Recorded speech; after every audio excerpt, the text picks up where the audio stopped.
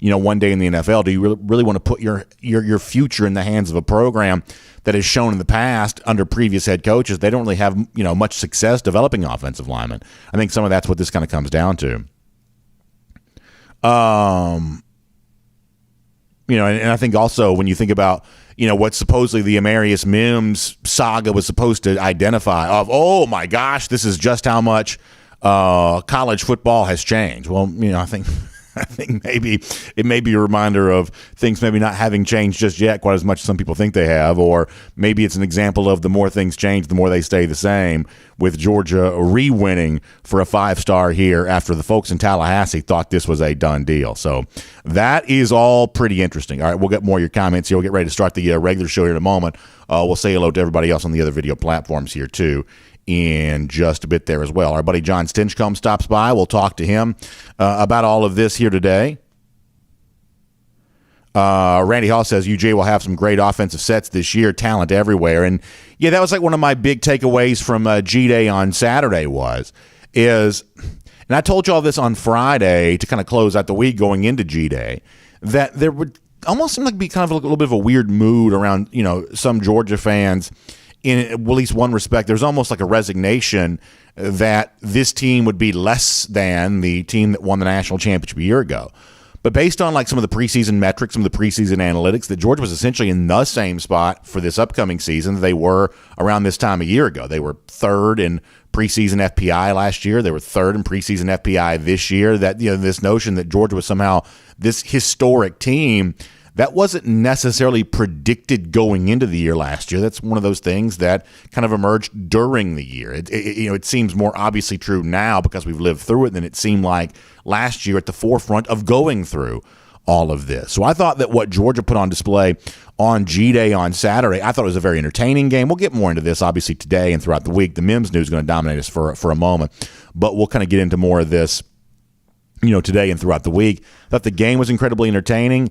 I thought it was kind of like I thought this was just a great reminder of just how strong the Georgia program is. I thought that when you look at the way recruits kind of respond to all of this, I just thought the entire thing was really fun. And the level of talent that I thought the Georgia put on display on Saturday, I thought was certainly very impressive. All right, well, welcome in Facebook, YouTube, Twitter, Twitch. There is big news here as we take the air. It appears that Amarius Mims, the big-time former 5-star offensive lineman who made big news last week by putting his name in the transfer portal and had the world thinking for a couple of days there that he was going to Florida State, apparently that has all changed now. And there's been apparently a pretty big about-face in all of this. And Mims, it would seem, is coming back to Georgia. We'll tell you about that throughout the program. We'll find out what John Stinchcomb thought about that, thinks about that, and what he thought about G-Day there on Saturday there as well. J-Bob says, too bad we didn't get to see Mims on G-Day. Yeah, too bad indeed, but at least it sounds like you might be seeing him again in the very future, and that is really pretty good. Ken Feinberg says, all of this makes me think of Meet the New Boss, the same as the old boss. Yeah, unfortunately for a lot of these college football programs who keep thinking, oh, man, this is going to be our silver bullet. This is how we're going to close the gap regionally with the University of Georgia, certainly what a program like Florida State might have been thinking. I think they're once again reminded of just how difficult that is really going to be able to do. So it is a big day for us here. There was a big commitment over the weekend. We'll talk about that. There was a lot to unpack from G-Day. We'll get into that. And there is breaking news here off the top involving former 5-star offensive lineman Amarius Mims. Recently in the transfer portal, seemed heading to Florida State. All of that appears to have changed now. We will break it all down and talk about it with you. It is DawgNation Daily, the daily podcast for Georgia Bulldogs fans, presented by Pella Window and Door of Georgia, and it begins right now. Today's episode of DawgNation Daily is brought to you by Pella Window and Door of Georgia, viewed to be the best. Presented by DawgNation.com. This is DawgNation Daily, the daily podcast for Georgia Bulldogs fans. Here's your host, Brandon Adams. Y'all know sometimes I like it when I can kind of go into like newsman, anchorman mode here off the top of the program, and today's one of those days where I get a chance to do that. We'll obviously talk a lot about G-Day from Saturday, the big commitment that Georgia got on Easter Sunday yesterday, the other recruiting subplots that kind of played out with all of this. But first, here in our program, we begin with breaking news. I'm going to read this straight from Mike Griffith here at DawgNation.com. This just posting a moment ago. He says Georgia sophomore offensive tackle Amarius Mims is expected to stay with the Bulldogs after putting his name in the transfer portal. Multiple outlets reported the pending news, including 24/7 Sports. So there you go. It looks like Mims, according to these reports that are out there, coming back to the University of Georgia. Rivals have reported this over the weekend. 24/7 had been reporting this some now too, and it looks like this is kind of taking another, iteration, another turn here, as it appears that Mims might be coming back to Georgia. Let me see if I can give you the timeline on some of all of this, and then we'll talk a little bit more about what it means, and then we'll kind of get into some of the other topics related to the weekend there as well. Obviously, a very big story for Georgia fans here.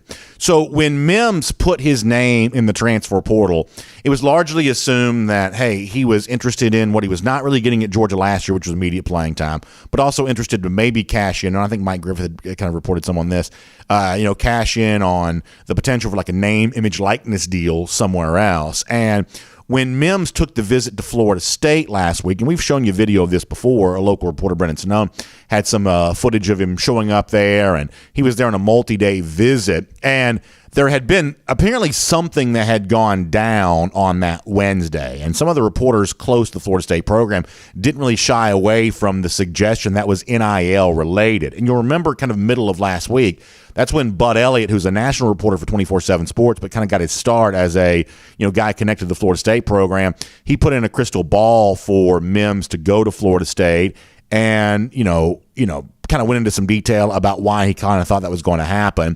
War Chant, which is the rival site for Florida State, and I'll read what's on the screen here in a moment, but War Chant, the rival site for Florida State, had gone into basically even more detail than that, essentially reporting that Mims was going to go to Florida State and treating that as was a done deal. I saw that on the screen. Was that new stuff? Can you throw that back up here again? So this is their original. This is the War Chant tweet originally. According to a source with knowledge of the situation, former Georgia offensive lineman Amarius Mims is signing with Florida State football. So that's a very strongly worded report from War Chant back last week. And as I said before, based on what some of their reporters have said about this, based on some of the chatter there around Tallahassee, a lot of this was related to something that had gone down. I believe it was Wednesday night of last week, where some sort of agreement was made to the point where people close to the program thought, well, that's it. That does it. Mims is coming to Florida State, so much so that War Chant reported it basically as a done deal, leaving themselves very little wiggle room with the way they reported that. But as you're aware, when the visit to Florida State ended, Mims left, and he did not commit to Florida State. He went on to Miami, and at the time, I think that was, to the folks in Tallahassee, a little bit weird of, after there had been so much confidence that Mims was going to Florida State, to leave without committing, to go take his next visit and all this, started to feel a little bit weird. And then there was some stuff on Easter Sunday yesterday, as I said before, the UGA rival site, the UGA 24/7 site, both reporting it as a very strong possibility that Mims might be having a change of heart, might be coming back to UGA and all of this. And, there appeared to be almost a level of confirmation from Mims himself if you looked at his likes on Twitter, in that, he'd liked tweets about, him coming back to Georgia, had liked some news reports about him coming back to Georgia, that Mims himself seemed to be signifying that is indeed the case on all of this, which kind of leaves you wondering, wow, what does this mean for Georgia here? And I think the overall bottom line takeaway for me is it means nothing but good things, both in terms of the fact that Mims is a very good player. And it's important to note this. At no point in time over the course of the last 10 days, 2 weeks, whatever else, when Mims was a player on this team and yet not viewed as a starter, or when Mims put his name in the transfer portal and likely, moving on, there was no sour grapes about that seemingly from any serious person closely connected to UGA. Nobody's ever really said at any point in time that Mims, wasn't a big-time player, didn't have the chance to fulfill every bit of the potential that was thought to be existing for him there at the University of Georgia. There was really no moment in which that wasn't a big part of the conversation here, that Mims was just, as you often do on a national championship type program, that Mims was just having to wait a little bit for that moment. He was having to be a little bit patient as Georgia developed him to the level that it wanted to develop him. We talked last week about what the Kirby doctrine is. You remember me saying this. But the Kirby doctrine, the thing that kind of makes Kirby, I think, a little bit different than some coaches, the thing that probably explains the national championship for Georgia as well as anything, is the idea we're going to take talented players here at Georgia. If Kirby Smart was saying this is what he would say, we're going to take talented players here. We're going to make talented players tougher. We're going to develop talented players so they get better. We're not going to, once again, if this was Kirby Smart speaking, we're not going to, bring a talented player and say, you're already a finished product. We're going to treat, elite recruits, 5-star recruits, not as if they are finished products, but as if they are works in progress. And Georgia would say, we are going to work them to be even better versions of themselves. And Amarius Mims, apparently, according to what's out there right now, feels pretty comfortable with that. The idea that he could come out on the other side, the best version of himself at a place like the University of Georgia, and that Georgia, who has had some questions about what its offensive line depth would be, well, apparently a lot of that depth still includes, at least according to the reports that are out there, and obviously a story like this that it's taken twists and turns, I guess you're always kind of on guard for more future twists and turns there as well. But as we kind of understand this right now, looks like Mims is on his way back, and I would say that is very good news for Georgia. And I'll make one more point on this, and then we'll step away and do something else for a moment, and then come back and talk more about this, a little bit later on. The other thing about this that I think is really good is not just what it means for Georgia, but kind of what it means for college football in general, because there's a level of hysteria that kind of gets baked into the discussion right now of, oh my gosh, things have changed so much, and oh my gosh, these prima donna players, they want everything handed to them, whatever else, and the sport's changed so much, and boy, it's just unrecognizable. I know even Kirby Smart's expressed some concerns about that, and at some point in time we'll probably get into some of what Smart has said about that as of late. But when you see one of these things that, like the Mims story, that looked like it had the potential of going one place and kind of settles back down and turns into something that actually seems a lot more sensible. Because trust me, well before there was NIL, and well before there was free one-time transfer, and well before the transfer portal was this ubiquitous phrase that we used over and over again, there have always been disgruntled players. Like, that was true 5 years ago, 10 years ago, 20 years ago, 50 years ago. As long as there's been college football, there's been disgruntled players. As long as programs have been bringing in talented players, there have been players who thought they were worthy of starting the moment they stepped on campus. This actually doesn't feel like this brand new era for college football as much as it feels like the kind of thing that's been going on for quite some time, where sometimes, players have their own agenda, a program has a slightly different agenda, and, for a while you sort of wonder, can these two things coexist? And eventually they do. And so when it's all said and done, the Mims thing here kind of ends up feeling a lot more like college football as it has been, more so than this brand new era that not everybody's sure they're on board with. So that's kind of that on Mims. I think this is huge news. I think it's good news. And we will talk more about this with John Stinchcomb coming up, including, well, what about the rest of the Georgia offensive line from G-Day? Because what's interesting is the Mims departure, as brief as it seemingly was, and I guess we'll wait and we'll see how this comes to an end, but put an extra spotlight for a moment on Ernest Greene, who, was a big-time signee for the class of 2022, kind of one of those late adds, that 2022 class.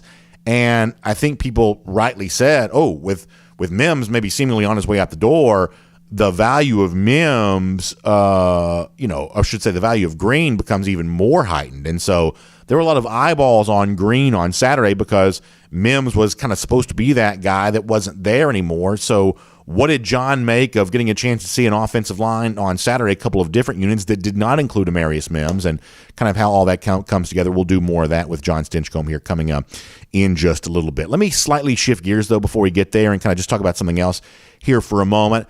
I thought that G-Day for Georgia on Saturday really checked off a lot of boxes. To me, and I said this on our post-game show on Saturday, to me, it was really entertaining. To me, it was really fun. And, just generally speaking, this was, I thought, just a really great time all the way around. And there was one thing in particular that I thought was almost kind of like an old school throwback type thing that I thought was it was almost like spring football games, kind of the way they used to be. So after a lot of Mims news on the top, I want to kind of move on, talk about that for a moment. But first, let's take some time to introduce the show.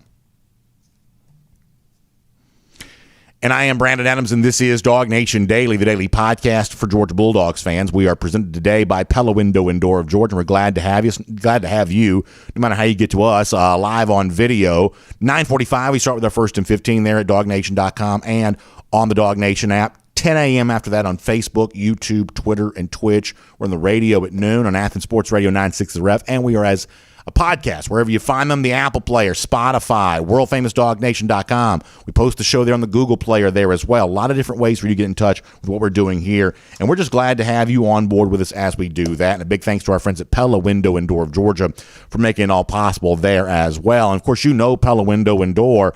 They equip your house with energy-efficient windows and doors. They also look great on the outside. And listen, you know, we got a lot of homeowners that listen to us and watch us, and like the one thing that you hear when you talk to a lot of homeowners around the Atlanta area, the state of Georgia, is that Pella is truly a recognized brand for them. When you think about quality, and listen, that's what everybody wants for their home, right? When you're making a decision to upgrade your windows and doors, you want high quality there on that. And listen, there have been surveys, go back 2020, there have been obviously big-time surveys of homeowners all across our great state here in the Atlanta area. And the one thing that shows up over and over again is that the folks who care about their home certainly take a lot of pride in knowing they've got those Pella window and doors to make their house look better on the outside, to keep the energy where it's supposed to be on the inside, making them feel good on the inside there as well. And of course, you can also take advantage of that great savings too. Between now and April 22nd, you can get 50% off qualifying installations or payments as low as just $99 a month. That is great savings from our friends at Pella Window and Door of Georgia. You can also check them out online, very easy to get to. How about PellaofGA.com/DawgNation? That is the website, PellaofGA.com/DawgNation. Or you can give them a call, 678-638-1496. That's 678-638-1496. And you can also stop by the brand new Experience Center in Duluth. And for me, I kind of like putting my hands on things. If I'm going to buy, good new windows and doors, I want to feel the quality with my hands, and that's what the brand new Experience Center in Duluth gives you a chance to do. You don't have to need an appointment or anything. You just stop by and see them Monday through Friday from 9 to 5 or Saturday from 10 until 4. So if you want to see what all the fuss is about when it comes to Pella Window and Doors, why they are truly viewed to be the best, well, you can stop by that brand new Experience Center in Duluth and find out for yourself. All right, it will be John Stinchcomb here coming up in a couple of moments. Let me take a moment to go around the doghouse here on that. And I told you a moment ago that there was an element for me of G-Day on Saturday. It was kind of the old school throwback thing for a moment. What I mean is this, is that it seems like there was a time years ago where I think Georgia fans were hopeful that a spring game might be kind of a nice springboard, no pun intended, for recruiting. Oh, you're going to get some recruits on campus. Can you impress them with G-Day? Hey, can you have this like big recruiting storyline? It's almost like Georgia has been so ruthlessly effective in recruiting in recent years, including today we find out maybe even re-recruiting a five-star that seemed like he was leaving the program, recruiting him to come back now, that Georgia's been so ruthlessly effective with all of this that the natural joy that we used to get from the traditional means of impressing recruits, it almost seems like there's just less of that than there used to be. So if Georgia, now we've also had a pandemic, so spring games haven't quite been what they once were the last couple of years. But, this notion that, hey, if a spring game came and went, there was no big commitment that came out of that, no big deal. Eventually the elite recruiting class is going to kind of fall into place. There's a level of recruiting success that Georgia has just made so, ever present that it's almost like Georgia fans themselves have kind of become a little bit, expectant. They just expect big recruiting wins to come. So if it comes on G-Day, great. If it comes in, November or early December, whenever, that eventually the great recruit's going to be there. But this past weekend, and I thought it was just a really good show. The game itself was entertaining. Obviously, the national championship rings being given out, that was so much fun. And the level of talent on display from both teams and both sides of the ball was so great. I just thought it was a great commercial for Georgia football on Saturday. I think it's really cool to see the way in which recruits have kind of responded to this. And let me begin here with Gabe Harris. Obviously, that's the commit that Georgia gets. And by the way, shout out to Gabe for the Easter Sunday commitment there on that. But Jeff Sintel reporting that the Bulldogs just picked up a big 2023 commitment, and the four-star Valdosta edge, Gabe Harris. Jeff's actually had some good stuff on social media as it pertains to Harris now going back a little bit. This is a very impressive player. You're talking about a top 100 player in the country, top 10 edge rusher in the country there as well. And that's, you go back and look at the formula for what Georgia had done with its national championship season a year ago. a commitment to the pass rush had been such an important part of all of that. And obviously a guy like Harris on the heels of G-Day, it just kind of feels like recruiting the way that it used to be able to do that. That's just kind of fun to see recruits responding to what was a great day for Georgia. And then not only that, we talked about this a little bit on Saturday. I don't know if we have this to show or not. I know we showed this in the post-game show on Saturday.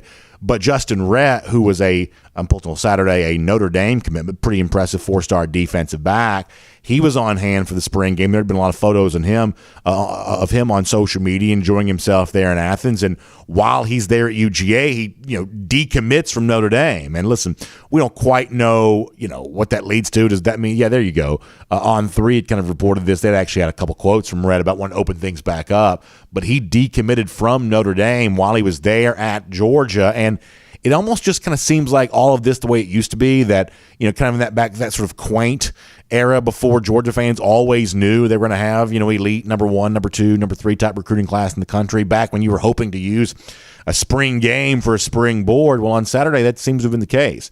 Impressing Rhett enough that he decommits, impressing Harris enough that, as Jeff reported on Sunday, he makes the commitment. It was just kind of fun to see recruits responding in that way, the same way that fans seem to respond there too. Georgia, to me, very much looked the part of a defending national champion on Saturday, with the pageantry kind of outside the white lines, with the rings being given out, what you saw on the field, plenty of talent coming back from UGA. And, of course, over the course of the next couple of days, we will continue to break down exactly what we saw. But for now, Amarius Mims is on his way back to Georgia, it appears, according to reports that are out there. Mike Griffith's got more of that for you up at DawgNation.com. Rivals and 24/7, of course, had been reporting that Mims looks like he's coming back here. What does that mean for the current state of college football, maybe for Mims himself? And what about the offensive line without Amarius Mims? How did all that look on Saturday? We will cover the bases on that. We'll also, before we're done in today's show, look at a few of these other spring games. Big crowd at South Carolina.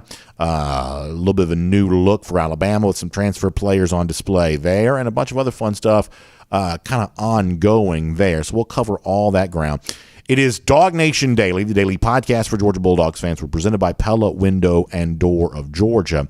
And we'll go ahead and speak to John Stinchcomb right now.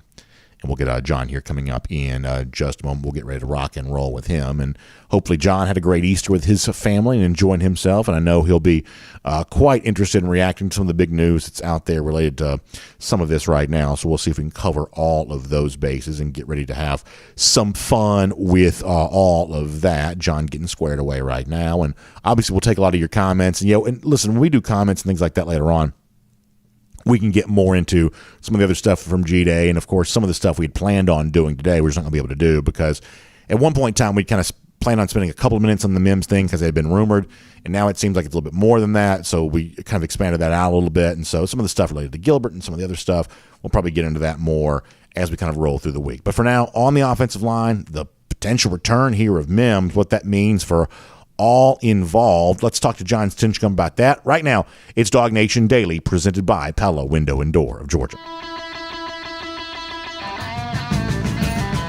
From Athens and across the SEC or wherever the recruiting trail may lead, here's a DawgNation.com insider.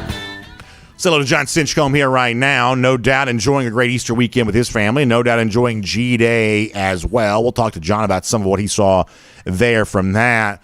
But, John, first of all, good morning, and let's get a reaction from you, if you don't mind, to, I guess, news that's out there right now. Reportedly, I guess 24/7 Sports has reported this. Rivals have mentioned the possibility that this was true.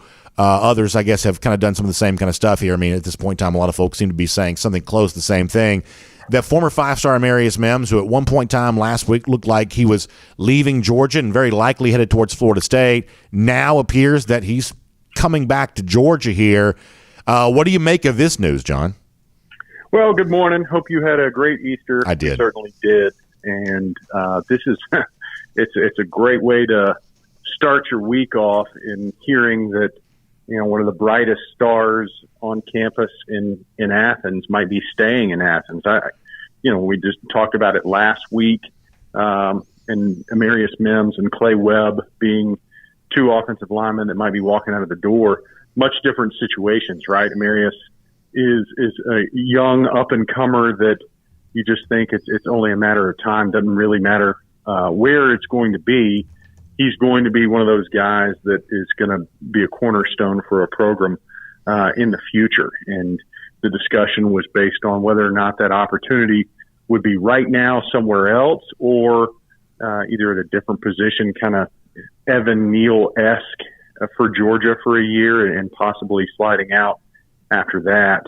But to hear that there's a likelihood at this point of him staying in Athens is great news for all Bulldogs.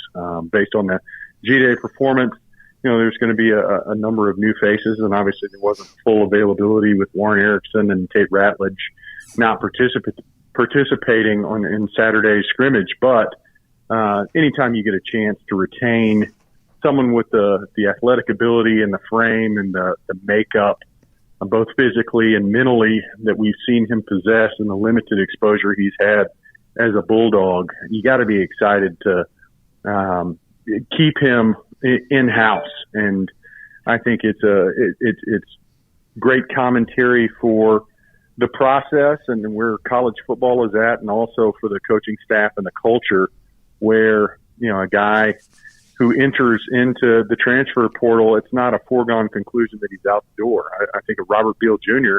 A few years back. His name was in the transfer portal, and he's become one of those pieces that Georgia has relied upon and certainly will going into this season. One of the things I said a moment ago is that what at one point in time seemed like the embodiment of a truly modern story of, guy utilizing the transfer portal, maybe taking advantage of an NIL opportunity, actually ends up feeling like the same kind of college football story that's been going on now for decades, if not, a century of, talented player steps onto a roster, maybe a little disgruntled with what his role was, thinking the grass might be greener somewhere else, and eventually being convinced that no, sticking it out at the place you currently are and emerging, as I think a lot of folks around Georgia think that Mims eventually will do if he sticks around there. This actually is what's been kind of going on now for quite some time, that maybe a lot of players think, if I just gone to so-and-so school, I'd have the whole world at my fingertips right now, only to find out maybe that's not quite so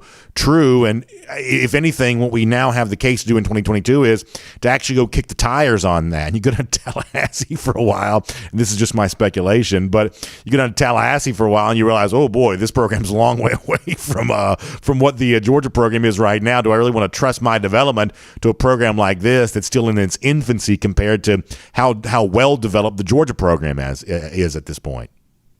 I'm certain that's part of the process. I also, it's speculatory at this point, but does NIL factor in? You put your name in the transfer portal, and it's not just what might be possible on another campus, but are there sponsors that might be interested in retaining your services to be a Bulldog? And, do I have any concrete? Of course not. Not even the slightest. It is purely speculation on my part. And I'm not even saying that that has occurred, but in today's game, that certainly is part of the conversation. And we are all aware that it is a recruiting factor for high school players coming out, whether college football wants to admit it or not. And I'm sure that's a part of the decision-making process for a number of transfer portal participants. I'm not saying this is Amarius Mims. Hear me say that I have no proof nor any real tangible reason to think that it is with his particular case, but it's part of the equation now. And people do want to be a part of a winner, and culture, identity, potential development. I think we saw across the D line, there is synergy that's created when you're able to play next to equally capable high-end performers. And Georgia certainly has that, and has a national championship under their belt now. Hallelujah. How about it? Yeah.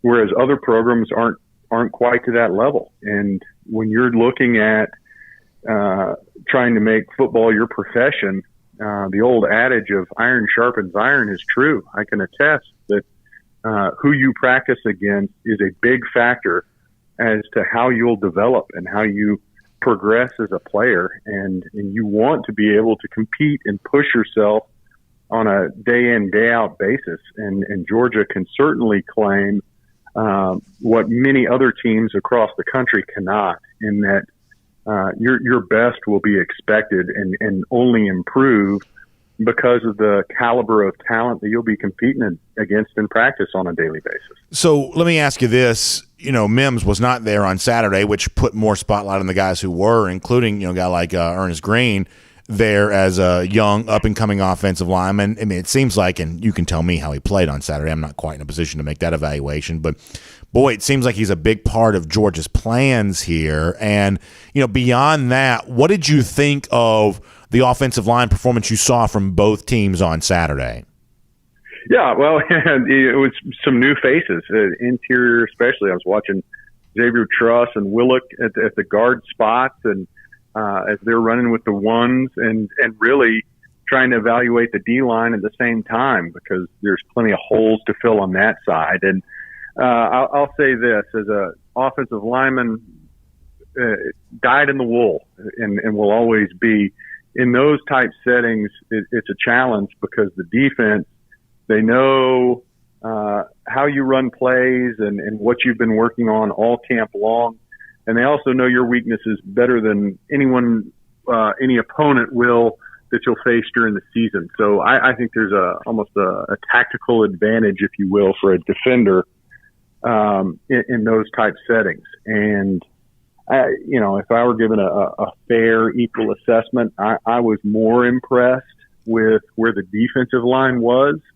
Obviously Jalen Carter is a problem, and he will be the focal point across that defensive front. But Zion Logue, Naz Stackhouse, there was a number of other guys that flashed, and you said Warren Brinson, that you said, man, that it may not be to the level of Travon Walker, Devontae Wyatt, and Jordan Davis, but there's some guys that are playing at a high level across this defensive front that are chomping at the bit to make a name for themselves. And with the revolving situation at offense, getting a new offensive line coach in, the not having the availability of Ratledge and Erickson, and then trying to build chemistry with Truss and Willock and some of the younger guys, especially those that are probably still having their mind set on prom and have transitioned to playing at a school that just won a national championship. There's some growth in the works there, and offensive line, there's plenty of potential. You mentioned Ernest Greene, and he had his moments where you go, man, this guy's going to be a player. But with offensive line, we're defined by consistency, and a defensive end can have a great day if he has 2 sacks. 2 sacks is 2 plays. And for an offensive lineman out of 65, you give up 2 sacks, and they'll be writing articles about how you need to improve as a player and you're not quite there yet. So for these young players, it's that consistency piece that's always a work in progress and something that you work towards, because you have to be play in, play out dependable. And there were some spots where you go, man, that looks really good, and then some others where you go, okay, well, that's room for improvement. I think it's really interesting. Something else that seemed to kind of come out of the game for me, once again, I'm real slow about making talent evaluations and things like that. I don't pretend to be a coach or a scout or anything like that, but what you saw on Saturday seems to kind of back up a little bit of what's been chatted about a lot this spring, that while Tate Ratledge is injured, and Ratledge is a guy that I really believe in. I mean, I think that last year he was on his way to being a very good player for Georgia, but in his absence, Devin Willock is really emerging. And John, how many times we have this story at Georgia where on a program filled with former 4- and 5-star recruits, that sometimes there's another guy out there who doesn't have anywhere near the recruiting profile who's just good. And I don't know if it's one of those things where Kirby and them are just better developers of talent, or they're just better evaluators of talent, whatever else. But while a guy like Ratledge is working to get back to full health here, it certainly does not, seem like Willock is looking forward to relinquishing that starting guard spot anytime soon, I wouldn't say.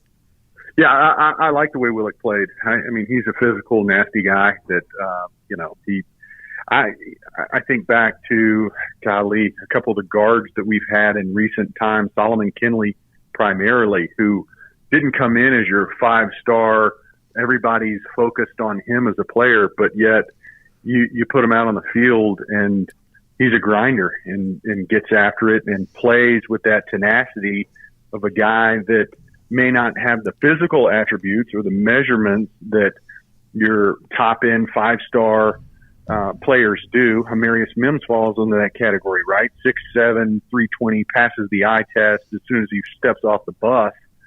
But yet some of these guards, for whatever reason, might not run the 40 sub 4.8, but you put them on a football field and they're ballers. And, Willick has certainly, I saw in that G-Day game a few times where you go, man, I like the way he's coming off the ball. I like the position he's in. I like his fight throughout a play. So that's what you're looking for in these spring practices and these spring games is guys that are wanting to compete, guys that are giving it their best, and their best is eye-catching. And Willick, for a number of plays, you saw his ability to get in the middle and create some space in the run game and also hold up in pass protection. So, it's going to be a battle, and that's what you want. I think when Georgia looks at that offensive line room, there's a lot of depth, a lot of young players that, especially on the interior, that have some opportunity that, are still going to have to press and compete. And when training camp comes around, I don't think there's one name that you can write in stone, especially on that interior for those guard spots.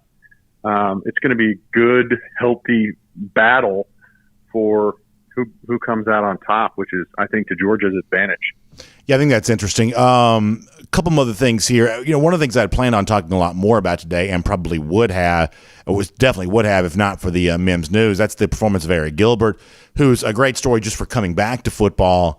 But, John, this is a playmaking factor on this team this year. This is one of those things where it's like, for some of us, we've been hearing about Erick Gilbert for years. I mean, I know on this show I've been hyping him since he was in high school. And I think that there is a certain level of like maybe somewhat casual Georgia fan who's like, these guys just love talking about this player who's never going to materialize here. It's happening. And, at one point in time, even coming back from football, there had been some thought of maybe there's some extra weight, things like that. I'm not even quite so sure how much of an issue that is anymore. This just looks like a very potent weapon for the Georgia offense, and I thought that G-Day was a huge demonstration of that. He didn't look out of shape to me. Nope. I mean, the number of plays that he made, his ball skills look pretty sharp. I mean, he was catching some tight window throws that, was contested balls that he'd come away with, which, not surprising when you turn on the film from his days at LSU and even his highlight reel in high school. I mean, the guy has been a playmaker, and, watching the broadcast and they're talking about, jokingly possibly running 14 personnel, one running back and 4 tight ends. Oscar Delp was another guy that made a couple plays and looks good on the hoof. I mean, he's just running around. You think that's a big old nice target. So you combine that with Bowers and Darnell, and you think, man, there might be something to that. You talk about matchup nightmares. What do you do when you deploy all those weapons? What kind of personnel defensively would you match up there? So I'm impressed. There's been years past where you questioned, do we have the receiving talent, not only at the wide receiver position, but also tight end, to cause problems. And I think that's very much the case now. It's a embarrassment of riches. You saw a number of guys. I like the Arian Smith and his ability to not only stretch the field, but he made a couple catches across the middle. Obviously, he had that bigger, 60-yard catch in the first half. So there's a number of guys where you go, man, there's some firepower for our quarterbacks to get the ball down the field to. And you combine that with a couple running backs that can catch out of the backfield, and the offensive weaponry that Georgia has this year, I think speaks to the high-end opportunity that, as you're evaluating what's this 22 team, how does it compare to the 2021 version of Georgia? As dominant as it's been defensively this past season, I think there's going to be a little bit of a shift where you can't expect the defense to be as dominant as they were this past season, but I think it would be realistic to expect our offense to be much more potent than what it was this past season. John, great stuff. Thank you for being here today to help us kind of break down everything from G-Day. I'm sure the next time we talk, we'll probably have even more of this to discuss because some of this just takes a while to unpack, especially with everything else happening around the program right now. So appreciate you being here to allow us to do that, and we will look forward to getting a chance to talk about all of it with you here coming up very soon as well. Look forward to it, BA. Go Dogs. Yes, sir. Let's take a look around the rest of the league. This is SEC Through. So fun with John Stinchcomb, and I said before, I want to do a lot more on Gilbert in the days to come. I want to do a lot more on some of the other pass-catching targets that we saw on Saturday. We really saw a lot of guys touch the football. I thought Jamon Dumas-Johnson had a very impressive game, really kind of echoing what we had heard about him during the spring. I thought there were a couple of cool moments from Nolan Smith in the game. I just think there's a lot to discuss from G-Day. Anytime you got like Georgia guys on both sides, I think it takes a while to kind of get out everything that took place there. And obviously, it's our last taste of this team in front of TV cameras and in front of tens of thousands of fans in Sanford Stadium until they get ready to go back and do it again this fall, the season opener there against Oregon. So it'll take us a little while to unpack all of this. Eventually, we will get there. Breach of protocol for me here for a little bit. Can I hold off on telling folks about the cool stuff happening at Royal Caribbean right now because I want to make sure that you are aware of something that we're getting back going again here this year with Mother's Day coming up. We want to celebrate the great moms in our audience. We're going to do this with our friends at Kroger. And so that kind of gets going here right now. And so I want to make sure that you're aware of this as we get ready to do our SEC 3 in a moment. Let me just kind of remind you about some really cool things happening with our friends in Kroger. And by the way, it's a great time to be doing this because obviously we're still basking in the glow of Georgia celebrating its national championship. How much fun was it to see those players putting those rings on Saturday? And that was so much fun to be able to see those players who were leaving the program. They got theirs on Saturday. Well, in honor of the championship season that we're still all enjoying here, we're going to honor championship moms going into Mother's Day here. So if you've got a mom in your life, whether it's your own mother or your wife who's a great mother, or now you've got a daughter who's become a mother, whatever mother you have in your life that you see out there doing some kind of championship stuff as a mom, this is a great way to celebrate her right now. And if you tell us about her, she could win a prize pack worth $350 because we're going to partner with Kroger through all of this. It's a great collection of gift cards here, which includes to Bath and Body Works, Home Chef, and Kroger there as well. Also, our friends at Sequest and Stonecrest are including 4 annual passports for each of our winners. That's a really cool destination right now to go out and enjoy and have a really good time. And that's a cool add-on to all of this, kind of something we haven't really done before. And it's also really simple to enter here. All you got to do, and you've heard us use this email before, just send your email to info@DawgNation.com and tell us when the mom in your life, whether it be yours or one that you know, is a championship mom. You can also go top of the page there at DawgNation.com and just click into the link there and you'll get full details on all of this. Now, I want you to do this right now because it's actually going to come and go before you know it. This all ends on Friday, April 29th. So you've got until then to submit your entry. So get going on this. We're going to choose 5 entries at random, and those will be our championship moms. We'll also be announcing those as we head towards Mother's Day right here on our program. So bottom line, championship mom in your life, tell us why. Email info@DawgNation.com. Get it done between now and April 29th, and then after that, we'll be announcing our winners and reading their stories right here on Dog Nation Daily. Cannot wait to do all of that with you. All right, now we'll go cruise around the SEC with Royal Caribbean, and we'll tell you more about Royal Caribbean coming up in a moment. Let me give you some SEC news just for now, though. A lot of other spring games there on Saturday. I'll start with the arch nemesis of the Dogs, Alabama.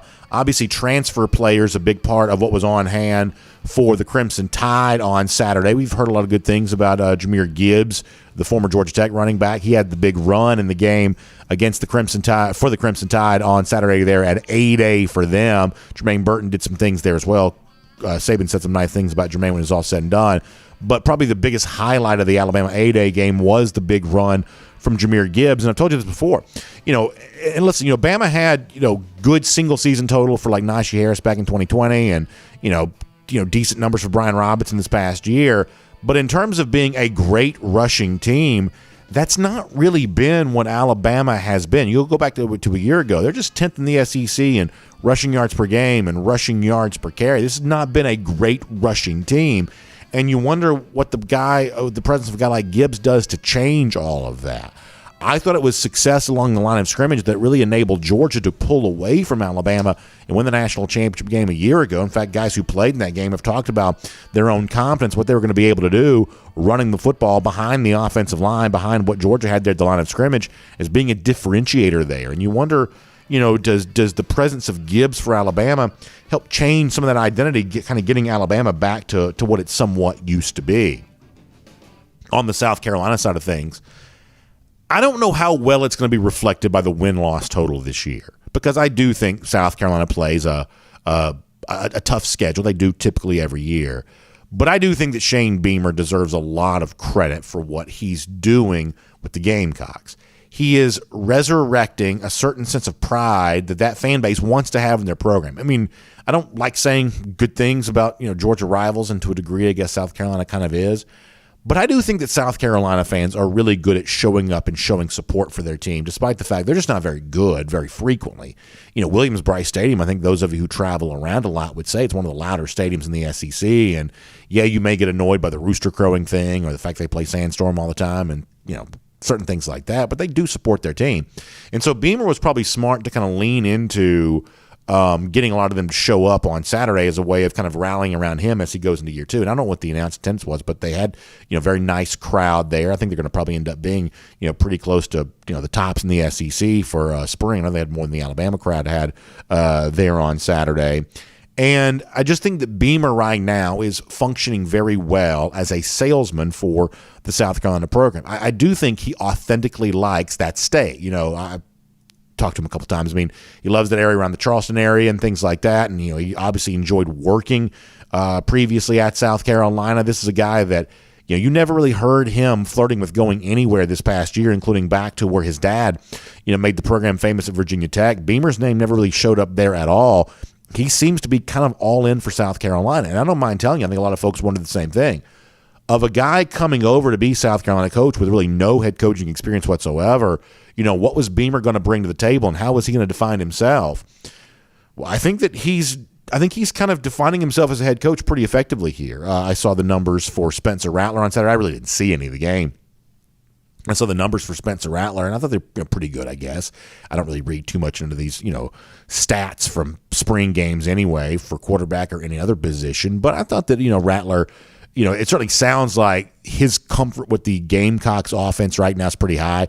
He had some very volatile quotes at the end of the game talking about getting away from what he described as a toxic environment at Oklahoma. Spencer's got to be a little bit careful here because he's been a little bit of a lightning rod for drama, as a quarterback going back to even before he signed at Oklahoma. This was a guy that got a lot of attention on the recruiting trail, was like the Netflix show and stuff like that. So he's got to be careful with some of that. But I think that he has a chance to have a very big year. And I think ultimately South Carolina is at least a tough out for anybody they're playing, maybe including Georgia, in the month of September. And we'll find out if they can be more than that. But I do think the pairing of Beamer working with Rattler could be pretty fun, could be pretty interesting. And so it seemed like that was kind of on full display there on Saturday. One more thing real quickly. The Florida spring game was Thursday, and we talked about that on Friday a little bit. But I guess some of the aftermath was that, one of those like turnover chain things. I guess Miami probably made the turnover chain famous. Georgia's got its spike shoulder pads. But I guess the turnover chain came out for the spring game, and Billy Napier wasn't too happy with that.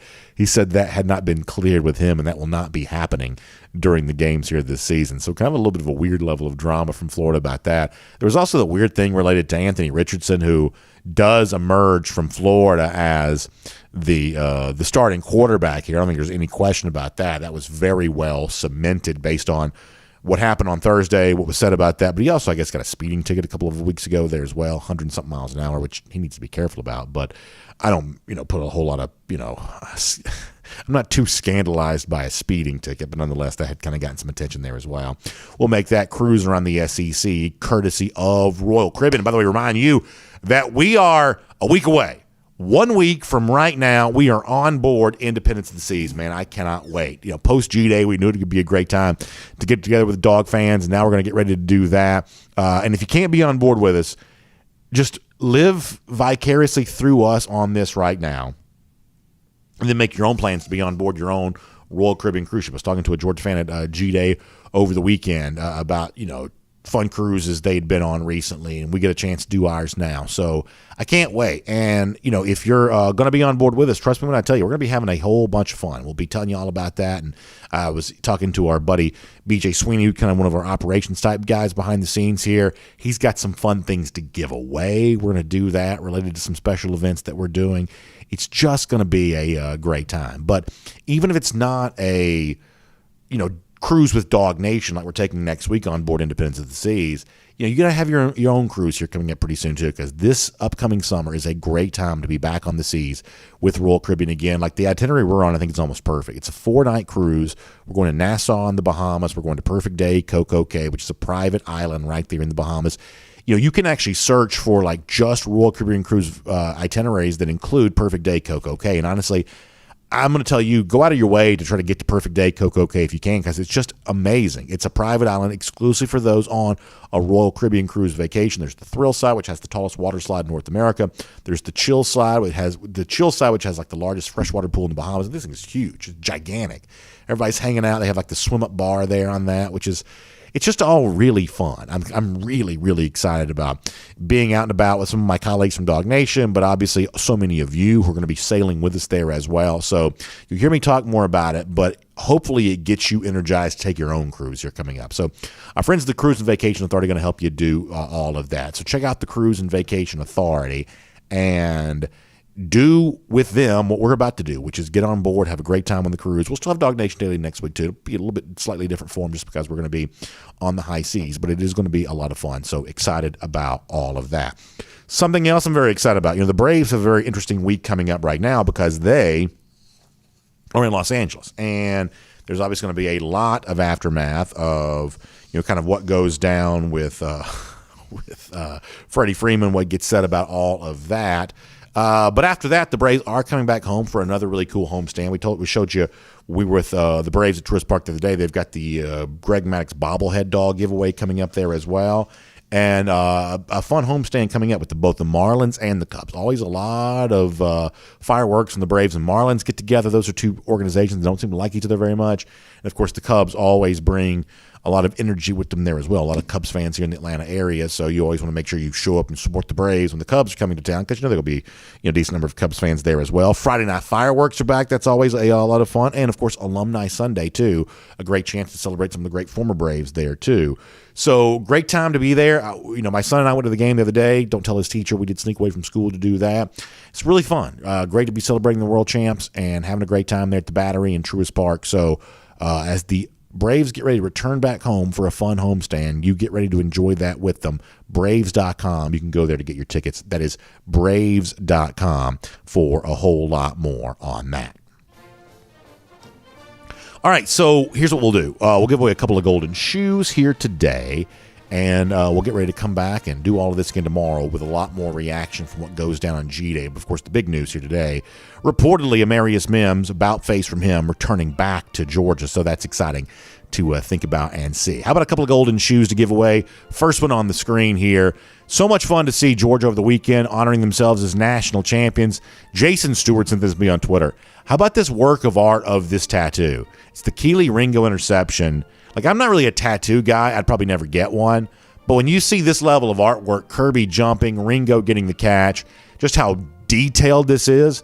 I mean, I love the red shadow box for the champs. Like, this is really impressive work. A great tattoo for Jason. Congratulations to you. Golden shoe winner there on that, and thanks for sharing that with me. Also, our buddy Mike D, who's a great commenter here, had a chance to catch up with him this weekend and showed some of the footage of us there at the Players Lounge. Boy, how much fun was that, by the way, on Saturday with them. You see me there interviewing Champ Bailey. That was great. Also Aaron Murray and Keith Marshall and so many of the great former Georgia lettermen who were on hand with the Players Lounge there at the Creature Comforts Tap Room. It was a great weekend to be in Athens. Georgia football at its best with G-Day. Hope you enjoyed it there as well. Let me tell you who was not having so much fun, though. That was those lousy, stinking Gators, because it's now been 4,848 days since they've won a national championship. Tough to be a Gator, and more bad news coming from them because 194 days from right now, Georgia back in Jacksonville, beating up on them again. That's our Gator Hater countdown. Y'all have a great day. We will see you tomorrow here on DawgNation Daily, presented by Pella Window and Door of Georgia. And on video, time now for our R.S. Andrews cool down. As I said before, we ended up doing more Mims stuff today than we probably planned on doing. At one point in time, I was going to do it for about 5 minutes, and then with some of those, more official reports kind of coming out, or at least, official-ish reports, decided to expand that a bit there and do a little bit more on the Mims. So a lot of the G-Day stuff will end up hitting tomorrow. We also hit a lot of this on our post-game show from Saturday, too. So go back and check that out if you haven't yet. And now we'll just kind of give you some freedom to kind of take this where you want to go. And then we'll kind of roll through all that. Some folks said I haven't been showing enough love to the comment section at DawgNation.com, so I'll start with that here today. Randy Hall mentioning William Poole. I mean, I think, Poole's another one of these guys, a little bit like Robert Beal, who's been here for a while. He's class of 2017 signee for UGA. And in some form or fashion, and remember, he played a big role in the national championship win too, but in some form or fashion, you get the impression that William Poole is going to be a big part of this Georgia secondary here this year. Big Natty Dog says it's a good way to get into the league, playing that star position. Yeah, I mean, Georgia asks a lot from, the SEC asks a lot from that middle of the field battle. The slot receiver in the SEC is not the same as it is other places. That's a bigger guy. Kyrus Jackson, we talked to Terrence Edwards about this before. Kyrus kind of has the look of a running back a little bit. These are not small 150-pound, water bug, whatever you want to call them, type guys playing slot receiver in the SEC, especially to a place like Georgia, which means your nickel back, and Kirby Smart's also been pretty clear about this over the years. That's got to be about a 200-pound guy. That can't be one of these real thin, frail type guys because there is still some physicality required from that position. You've got to be able to help out and run stop a bit. You've got to be able to do battle with that that more physical slot receiver the SEC brings to the table. Also, there's some places in the Big 12 where like that fourth receiving option is just another one of these smallish slot receivers. But in the SEC, almost everybody's using some form of tight end there in that role, and all the best teams in the country are kind of all doing that. So you're right, you're asking a lot from that nickelback type guy. Brian Whitehead says, I was pleasantly surprised with Jackson Meeks. His level of effort and his catches were impressive. I think that's great. Patrick Ritchie, got a chance to say hello to him. That was great to talk to Patrick this past weekend. That was great to see. Patrick came by to see us, and I was certainly appreciative of that. Really fun. Cam Hasty says, Dominic Blaylock looking like his 2019 self. Yeah, I think that the Blaylock story from Saturday was one of the very best, that he caught a lot of passes. And listen, I don't care about G-Day stats. I don't think that Georgia spends 5 seconds, worried about G-Day box score necessarily. But I do think that, a year ago, A.D. Mitchell getting all the catches that he got ended up being a pretty strong foreshadowing of what the role that he would play for the Georgia offense was. I think Blaylock's a big part of this thing. They see some nice photos from him on Saturday. Just seeing him back doing all that again, I think is great to see. And I just think it's really good. Georgia right now has a lot of potential weapons, and we have a tendency to kind of bet the over probably too frequently on output for the Georgia offense. But I came away from Saturday thinking it could be pretty good. Randy Hall, sorry I missed you, but would love to have seen you. Also asking about how many true freshmen played on Saturday. Obviously a lot. Like, y'all help me, of the early enrollee true freshmen, who else besides Delp had a major impact on Saturday? I don't know that I can 100% remember. But, obviously, I guess Delp was the one that stands up as the most impressive there. Jacob Yarborough says, should we be reserved in our judgment of how confident Kirby was in naming Stetson Bennett the starter? We see how that worked for JT last year. It is funny how confident Georgia was in JT a year ago around this same time, only to have that fizzle out at some point during the year. That is pretty wild. And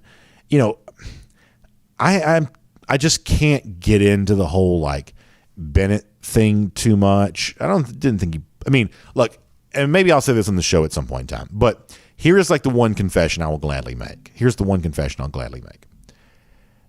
I sort of wish that Stetson would take that next step sometimes. I don't think there's any doubt that Stetson has proven himself to be a good quarterback. I truly think that he is. I told you last week, I don't think that Georgia's had great quarterback play yet under Kirby Smart, but it's had good quarterback play. I think that Stetson Bennett last year had a good season. My expectation is that Stetson Bennett will have a good season again this year too. I think that Stetson Bennett is a good quarterback, using that word intentionally. However, like the one thing that does kind of frustrate me a little bit sometimes is that when Bennett has a chance to take that step where he just eliminates all discussion, eliminates all doubt, it seems like sometimes he sort of stops short of just doing that. And like, I think that Stetson has answered the call for Georgia. And yet, given the moment to like completely silence every doubter forever, sometimes it seems like he stops short of just doing that. I don't mind telling you. That's, even as someone who I think most people would assume is kind of a pro Stetson guy a bit, that's one of the things that I feel like I see and that kind of bothers me here a little bit. But here's the thing that I cannot get into coming off of Saturday. In the notion of, oh my gosh, Carson Beck should be Georgia's quarterback based on what he did. Like, I can't get into that at all, and I'll tell you why. I feel like on the basis of what Beck did on Saturday, and Beck was fine, he was pretty good, but on the basis of what Beck did on Saturday, if that's what you're saying, you know, on the basis of Beck, who played pretty well while playing for the red team. I don't think he threw a touchdown. Maybe he did late and I just missed it. But when he came on the black team, you know, which is kind of the first team offense, his numbers weren't quite as good. I think that you were kind of planning on always doing this. Like, that was a take that folks had kind of chambered as recently as like Wednesday or Thursday, just kind of ready to come out and go out and do that. And what's frustrating is, if you go back and like look at some of the stuff from Twitter, let me show you this just for a second, and then after this we'll kind of move on. And I realize that some of you don't agree with this, and I'm fine with you not agreeing with me on this. I really, like, I've made peace with this. I mean, that's fine. But I want to kind of show you from my perspective why some of this just doesn't really matter to me all that much. So let's go back to Stetson Bennett after the Orange Bowl. This is the College Football Playoff National Semifinal. Bennett was Offensive Player of the Game. Now, let me give you some of the tweets that I got from people after that game. So I'm not going to give you the names. I don't want to dox these people, but just an example. He says that Stetson Bennett's performance was another false positive result coming against a weak opponent. Somebody else says, yeah, let's see how he does in a week or so, meaning, okay, it's one thing to beat Michigan, but let's see how you do playing against Alabama. Somebody else says, nobody questioned Stetson Bennett's performance against other teams not named Alabama, essentially also accenting the notion that he couldn't beat Alabama. Somebody else just directly comes out and says, until he beats Alabama, I'm not sold. Somebody else comes out and says, did you see what Stetson Bennett did when we really needed to throw? Bama isn't Michigan. In other words, it's one thing to beat Michigan. It's another thing to beat Alabama, and on and on and on we could go. So the point I'm making is this, is that there's a pocket of Georgia fans that would tell you playing well against Michigan in the college football playoff doesn't mean anything, but playing less than great in a G-Day spring scrimmage somehow means everything. And both those things just can't be true. Like there's an element of people that are just so backed into a corner on this that they're just grasping for whatever straw that they can. And I'm just bored by it. Even if the Mims thing had not happened today, I can promise you I wasn't doing more than 5 minutes on quarterbacks. It's just not that interesting to me right now. I think that right now, Carson Beck looks more ready to play right now than he did a year ago. And I think that's really good news if you're Georgia. Based on what I saw on Saturday, I came away with the assumption of Beck is probably ahead of Brock Vandagriff. That had kind of been the whisper campaign a little bit.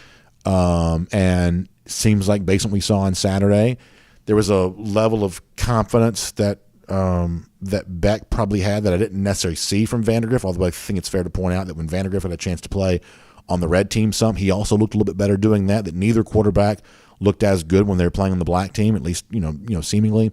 That's the kind of the case there. But the whole idea that somehow Carson Beck played so well on G that it creates some level of quarterback controversy, or it needs to be a quarterback controversy, that is wishful thinking on the part of people who've gotten it wrong about Bennett over and over and over again. And that's just really all I have on that. Let me get a few more comments. Let me go to Facebook here for a moment. Miriam Corbin, thanks for the kind words. Ryan Walker said he had to call into Danny Canal's radio show. He says, because Danny's always trashing the Dogs. And the funny thing is, Florida State didn't win a national championship with him leading the team. I made sure I brought up Georgia. So, like, y'all know I like professional wrestling.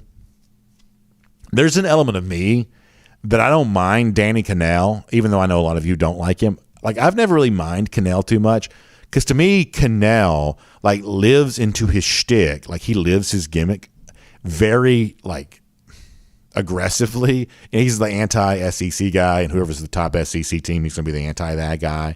It's like, you know, you can say what you want about him, but there's a million talking heads out there talking about college football. Sometimes Canal, he's one of the few guys whose opinion you actually remember because he's got an actual gimmick that he's living up to. So good for you for calling in and talking a little trash to him, I guess. But I've never had that big of a problem with Canal. I don't know him personally, but I've never had that big of a problem with him. Barry Watkins says, do you think that Beck hits the portal? I don't have any reason to think that he would. I mean, eventually somebody's going to probably transfer from Georgia. But, I mean, I do think it's important to know all the times in which players who haven't transferred have done well by themselves by not doing so. Think about Kyle Trask at Florida, waited for a while, was eventually rewarded. Think about Mac Jones, Alabama, waited for a while, was eventually rewarded. You know, when you start really examining, you know, quarterbacks who utilize the portal, how often it works out well for them for doing so, you know, that's one of those things you got to start paying attention to, is that how many of these guys that perceive the grass as greener actually do go on to great success somewhere else? Oftentimes, it just doesn't really happen. Randy Hall says other freshmen that played a lot besides Delp. Greene, I'm sorry. I actually even already talked about Greene. I don't know why. Stark is out there. Jalen Walker was out there. I did see a lot of Walker, a lot of Everett. Yes, that was good. That's good. Thank you very much.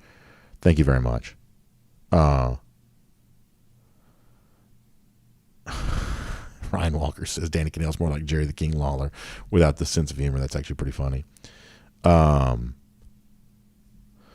to see Steve Shaffini in the comment section here. Eric Summers says, I had to leave before the end, so I missed my selfie with you, BA, but I got to see the national championship trophy finally. Got to see the Braves World Series the second time in a month, see in the regular season. Eric, can't wait to see you then there too. Yeah, it's kind of funny. It's like, because of my job, I have been in close proximity to both the World Series trophy and the national championship trophy twice in the same week. Also, because of my job, I haven't got my photo taken with them yet. Was it Wednesday last week when I took my son there?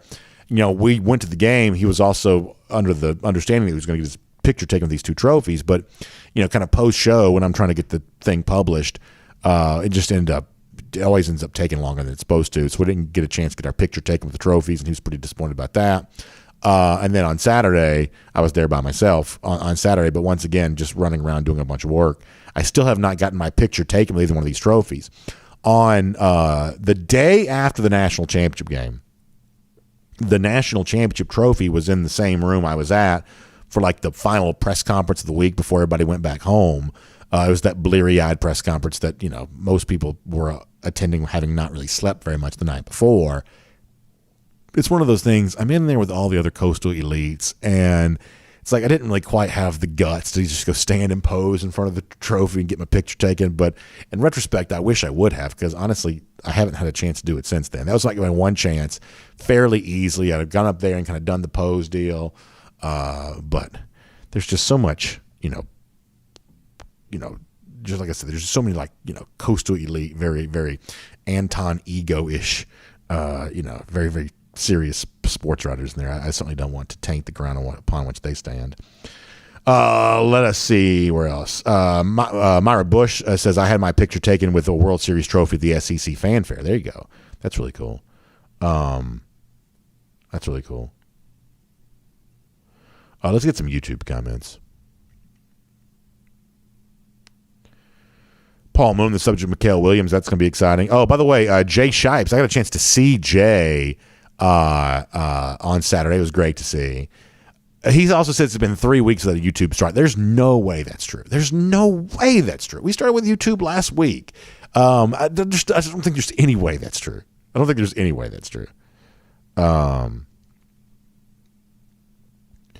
Independent Opinion says Oregon will be humiliated to a point we'll have to take our foot off the gas after we run up the score with some respect for former Dogs. Meaning they would go easy eventually on Dan Lanning. Yeah, of all the games that have a chance to be close for Georgia next season, I don't really think Oregon is going to be one of those. Georgia's at least a 2-touchdown favorite over Oregon. They may even be a bigger favorite than that. I view road games at Mississippi State, at Kentucky. If you're looking for a place in which Georgia's playing kind of like a one-score type game where it could be a little closer later, one of those true road games to me is the more likely thing there. I mean, forget the two teams for a moment. Like Pac-12 teams come west to east all the time. They almost never play well.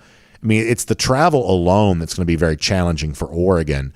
I don't see that game being very close at all. Alco D'Amica asking about Branson Robinson. Yeah, that's a guy we'll get a chance to see in the fall. He was there on Saturday, honor with the rest of those 2022 signees, but you get a chance to see him in the fall doing his thing for Georgia. There you go. That's a nice look at the rings there. I think it's a great looking ring. I really do. I think it's very classy. It just looks really good. And I like the bigger, kind of flashier rings because that's just kind of what people do now. When you earn that championship, that's what you should do. But there's an element of Georgia here that's just really classy. It's just really very well done. Yeah, great look at Lewisine wearing his there. I think that's just exceptional. And, I wonder how frequently, there's Jordan Davis, nice look at him. You just kind of wonder how frequently guys like that will ever get a chance to truly wear those rings. When I saw Champ Bailey on Saturday, he was wearing his Pro Football Hall of Fame ring, which was really cool. Man, that just looks really good. And you think about how hard you work for something like that. And I don't know. I mean, nice shot at Zamir there. I mean, we kind of live in a day and age now where like the idea of a ring has been somewhat tarnished. I mean, now they give out rings for like winning an AAU basketball tournament or a travel baseball tournament. So, I mean, from that standpoint, it's a little bit silly. But I mean, a true championship ring is a true championship ring. And, man, that is just great to see. That is great to see. And Jay Shipe says any recruits need to visit while down in Orlando. That's a good question, Jay. I'm sure you could close the deal. I don't think there's any doubt about that.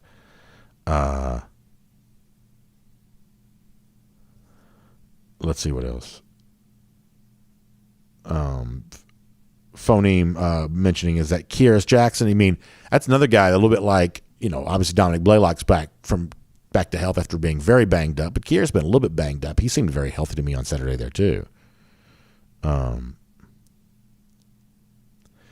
Green Soldier says, with Tate Ratledge coming back in the fold at right guard, will this be the best offensive line we've had at UGA? I'd say all over. It probably is. Certainly, I guess, could be.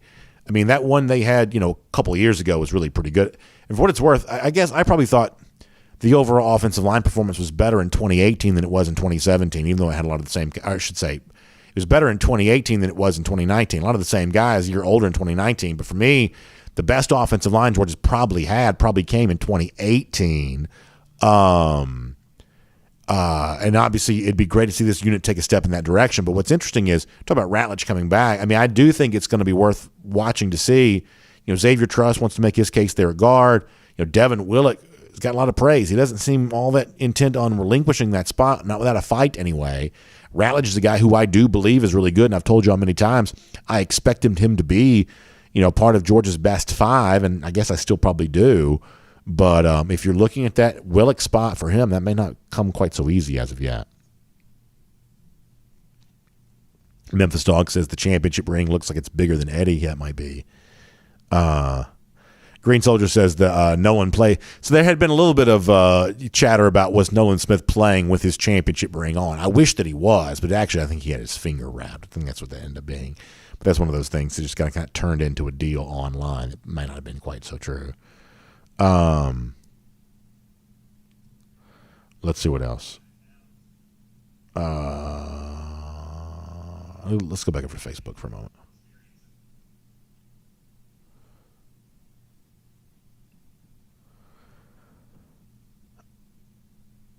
Myra Herbert Bush says it would be nice to see Beck get some playing time in the Oregon game. Yeah, that may come his way. I mean, like the one thing that I think is probably true now, I mean, this is Beck going into his third year at Georgia, that this is a guy who I do think, I mean, based on kind of what's being said, based on kind of what you saw with your own eyes, they're just a little bit more comfortable playing him right now than they would have been a year ago. So the first step for a guy like Carson was going to be, or a guy like Brock there as well. And I think that Brock's still going to be heard from, because one of the things you saw from him on Saturday is obviously the prodigious talent. But the first step for both those guys is earning that trust of, hey, could Georgia put him into a close game in the first half and feel okay about how he performed there? That's the kind of the next step there on that. And I think that Beck has probably taken some big strides in that direction.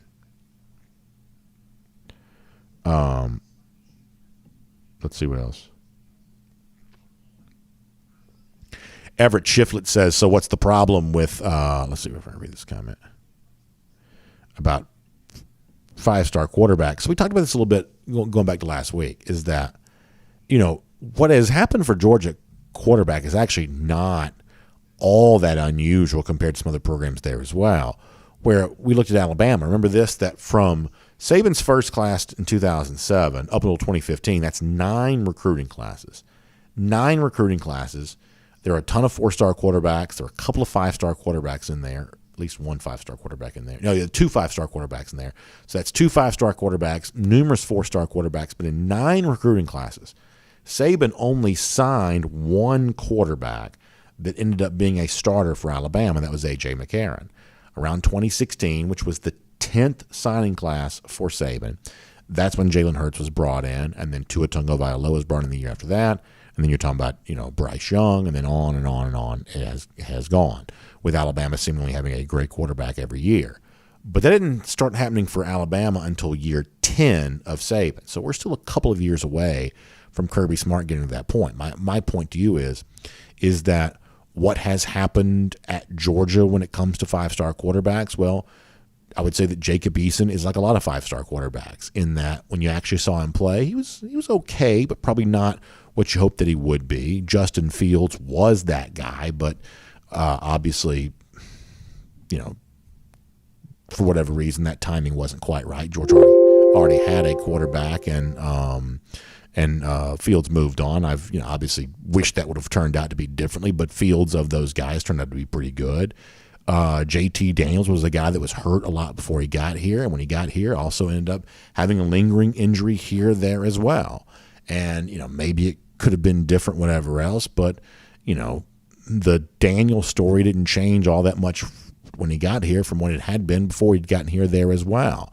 And when you look at these years of Kirby Smart, you see, as I talked about last week, that the issue for Georgia quarterback is not a lack of, some people would assume it's like a lack of competency. In some cases, maybe just a lack of maturity, that this is still a program that's trying to figure out, exactly what it is, and the fact they've already won a national championship without being great at quarterback yet, I think speaks to just how strong this program eventually could be, and if I had to predict, probably will be.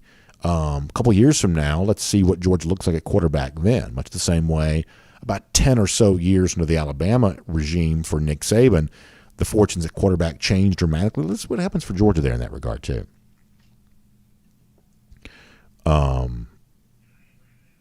Zach Adams says Carson. Let me read this.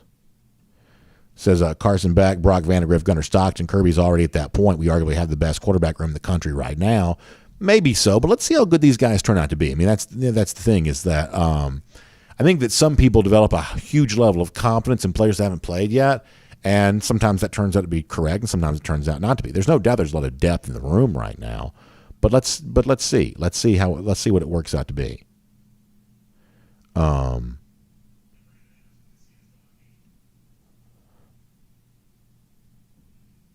Let's see.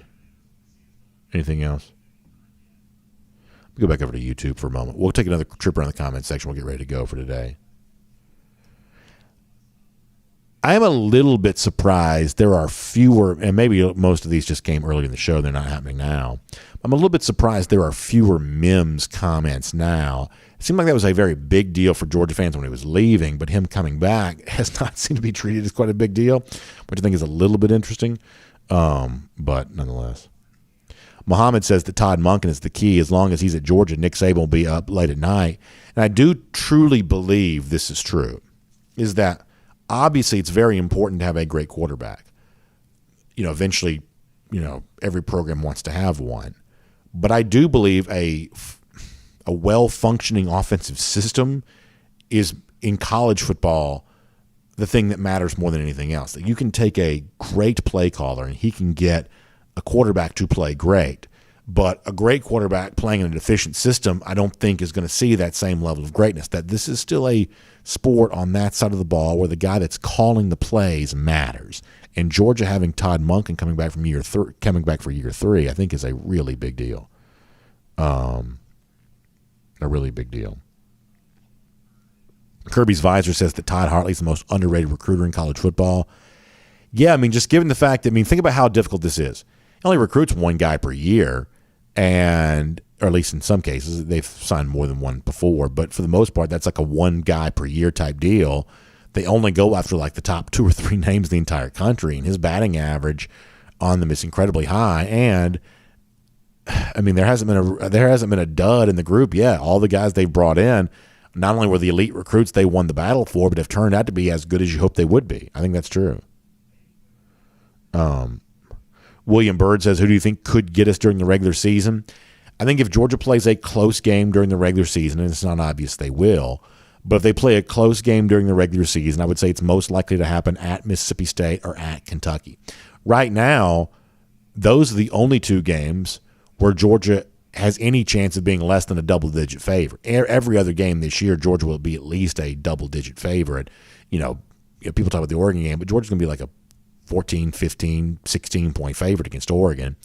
The 2 games where there is at least some chance that Georgia's not a double-digit favorite based on what we think we know right now would be at Mississippi State, at Kentucky. One of those games could be single digits. Now, listen, Georgia also lost outright a couple of years ago to South Carolina when it was nearly a 20-point favorite. So, the point spread alone is not a prediction of victory, but it does give you an indication of how large the gap is perceived to be between Georgia and the teams that it's playing. James K says, how about thoughts on Daijun Edwards? Yeah, I talked about this on Saturday on our post-game show. I think that Edwards made a strong case on Saturday, echoing probably what's happened in the spring, that he is more than just that number 3 running back at Georgia. That, in some years you've had the clear number 2, the tandem of guys, and that third running back kind of comes in as the change of pace or to almost like the 6th man, like you think of in basketball.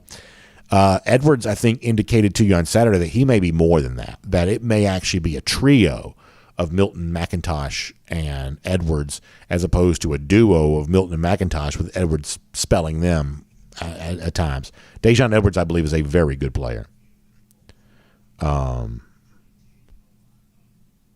Let's see what else.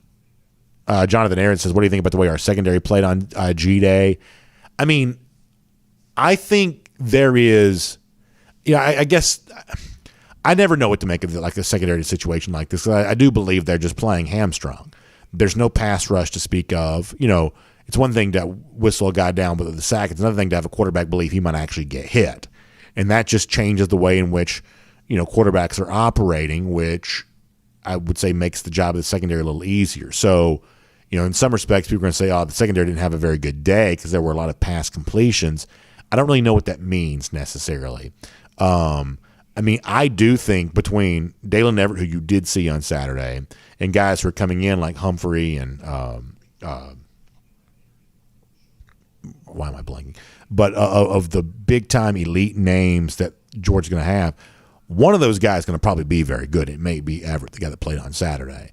But beyond that, Georgia has a chance to have, a big-time guy emerge there. I think you feel pretty good about Keely Ringo. I think that, the way in which William Poole was used gives you a sense of, this veteran who's been here for such a long time, this could be kind of a big moment for him coming up there as well. So when it's all said and done, I think the secondary is probably fine. I do think they would consider a veteran transfer at a safety spot, maybe. I think they would consider that. But I never quite know what to make of certain position groups defensively on a spring game because I think just the game itself is tilted in the direction of the offense. Like if a guy shows himself to be a tackling machine the way that Jamon Dumas-Johnson did on Saturday, that probably means something because that's the kind of thing that does probably translate pretty well to a spring game. But I think some folks had expressed some concern about the secondary based on what they saw on Saturday. Those could be accurate concerns, but I don't necessarily take that myself from the game itself. Thomas Van Zandt also mentioning Nyland Greene there as well.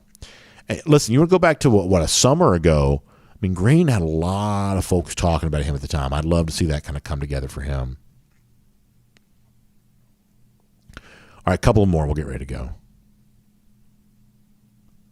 Jonathan Aaron says, what about the targeting call? So was it David Daniel who got the targeting call? Like, I went back and saw the replay on that, like, in the stadium. I didn't think it was an actual targeting call. I mean, it's one of those things you don't expect to see on G-Day, and somebody joked, is he going to be out for the first half of the Oregon game? I didn't think it looked that bad. All right, let's see what else here. Robert Barnes says it's important that fans try to understand that championships aren't always won by a team that has so-called great quarterback. History points that out every year. Yeah, as I said before, I think that Stetson Bennett is a good quarterback. I think he's proven that, and I think that having been offensive MVP of the Orange Bowl in the College Bowl playoff semifinal, and then the offensive MVP of the national championship game, it's a pretty good building block to start a year, I'd say. I'd say that's a pretty good building block to start a year. I would. Randall Scott Peterson on the subject of Zamir Stackhouse, some of those defensive line guys. Yeah, you heard John Stinchcomb say that a moment ago. He was pretty impressed by that group too. Chase White says Kirby's pulling Nyland Greene to the side every drive, and sometimes that's a good sign too, right? And we know Kirby likes to coach up those defensive backs, and maybe seeing some value in Greene there. Paul Moon says, I'm not worried about Steady. Looks solid, but wish he'd get rid of some of those risky throws, but that's part of his game. I mean, it's kind of always been kind of his thing, right? He does put the ball in harm's way a little bit. I sometimes wish he would do less of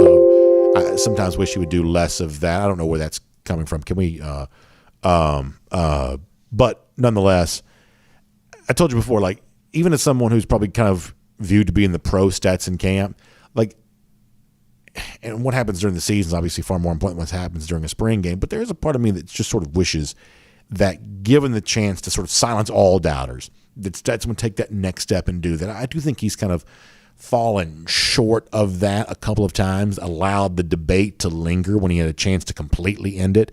I think he's answered questions about himself as the Georgia starter, but in terms of just completely eliminating the discussion forever, he's probably stopped just short of doing that. And obviously, I wish that wasn't the case. Mike D says Dan Jackson's all over the field. Yeah, that's a guy that's made a nice name for himself there at Georgia, for sure. For sure. All right, last trip around the comment section, then we'll go for today. Daniel Aldridge says Kirby seems okay with the G-Day game. Yeah, seemed to be.